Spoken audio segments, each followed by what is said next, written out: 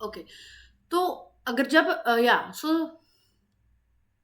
जब हम ये देख रहे हैं कि तो now that we know, let's understand कि what is convex here and what is concave. अगर आप यूजीसी नेट का भी प्रिपरेशन कर रहे हो, देन माइंड यू ये क्वेश्चन जो है वो स्टेटमेंट बेस्ड आता है और बहुत कंफ्यूज करता है स्टूडेंट्स को कि कॉन्केव होता है कि कॉन्वेक्स होता है। तो first of all let's understand कि कॉन्केव जो होता है वो इस शेप का होता है, ठीक है।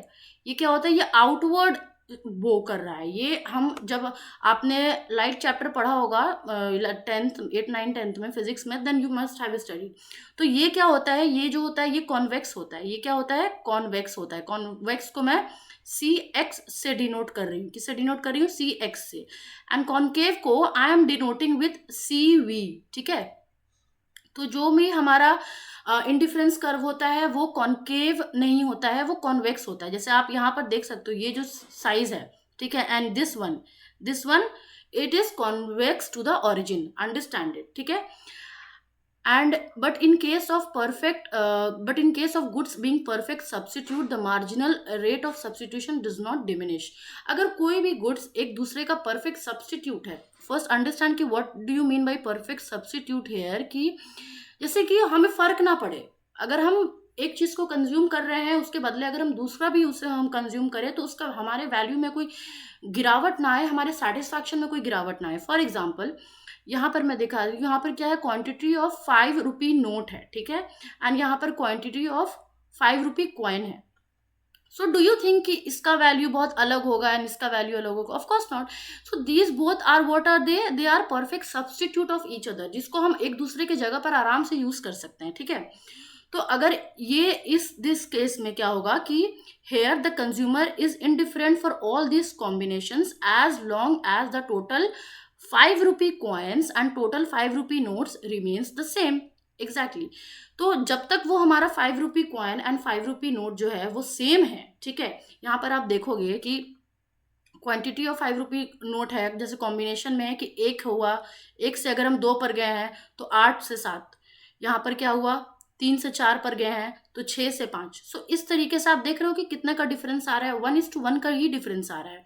तो अगर इस परफेक्ट सब्स्टिट्यूट के केस में देखें तो हमारा जो कंज्यूमर है वो इनडिफरेंट रहता है, उसका सेटिस्फैक्शन सेम रहेगा, जबकि उसको जब तक उसको यूटिलिटी जो है वो सेम मिल रही है, जो भी अमाउंट, जो भी गुड्स वो कंज्यूम कर रहा है, ठीक है। For the consumer, it hardly matters where she gets 5 rupee coin or a 5 rupee note. Exactly. It is irrespective of how many 5 rupees she has. The consumer will sacrifice only one 5 rupee coin for every 5 rupee note. ठीक है? So let's move to a very important another concept, that is monotonic preference। Monotonic का क्या होता है, मतलब mono मतलब एक, ठीक है, एंड देन प्रेफरेंस का मतलब कि एक को बढ़ावा देना, हम एक ही चीज को ज्यादा वैल्यू करेंगे, हम उसी को ज्यादा प्रीफर करेंगे। तो as a consumer, if I ask you कि हम अगर आप रैशनल कंज्यूमर की तरह सोचो, एक लॉजिकल कंज्यूमर की तरह, तो आप क्या, आपके दिमाग में रहेगा?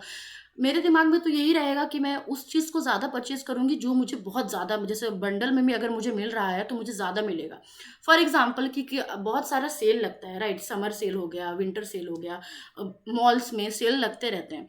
तो हम देखते हैं बहुत बार कि बंडल में लोग बेचते हैं सामान, शैम्पू हो गया आपका, सोप हो गया, वो बंडल में बेचेंगे। तो हमारे भी मन में लालच आ जाता है, वाले प्राइस उसका कम जाएगा, हम उसी चीज़ को ज़्यादा कंज्यूम करेंगे जो हमें ज़्यादा मिलेगा, ठीक है।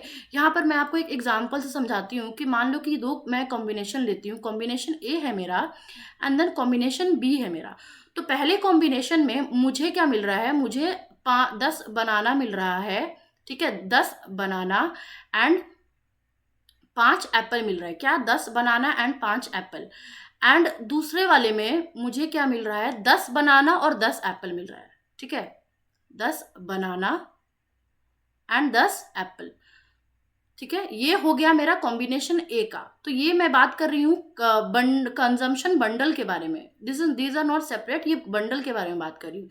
एंड अगर मैं कंजम्पशन बी के बारे में बात करूँ तो इसका जस्ट उल्टा हो गया, मेरे पास 10 एप्पल मुझे मिल रहा है, ठीक है, 10 एप्पल मुझे मिल रहा है एंड 5 बनाना। और दूसरे के बारे में अगर मैं बात करूँ तो जो हमारा कॉम्बिनेशन है वो सेम है, that is 10 banana and 10 apple का ही है।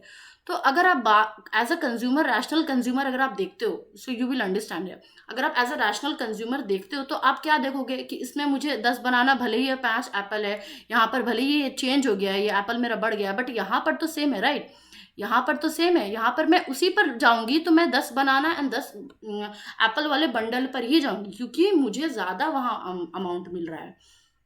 So let's understand, consumer preferences are assumed to be such that between any two bundle x1 x2 and y1 y2, if x1 x2 has more of at least one of the goods and no less of the other goods compared to y1 y2, then the consumer prefers x1 x2 to y1 y2. See, this यहाँ पर ये NCERT का language है, but what I am just simply saying you कि जिसमें ज़्यादा amount रहेगा, ठीक है, जो ज़्यादा क्वांटिटी जिसमें ज़्यादा रहेगा, कंज्यूमर जो है वो उसी को प्रिफर करेगा, ठीक है।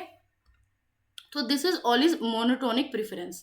Thus a consumer's preference are all are monotonic if and only if between any two bundles the consumer prefers the bundles which has more of at least one of the goods. यहाँ पर अगर आप देखोगे, यहाँ पर क्या देख रहे हो कि यहाँ पर भले 10 बनाना है या लेकिन यहाँ पर तो बनाना घट गया, राइट? लेकिन यहाँ पर जैसे कि मैं बता ही देती हूँ, 10 बनाना हो गया यहाँ पर एंड 10 एप्पल, ठीक है।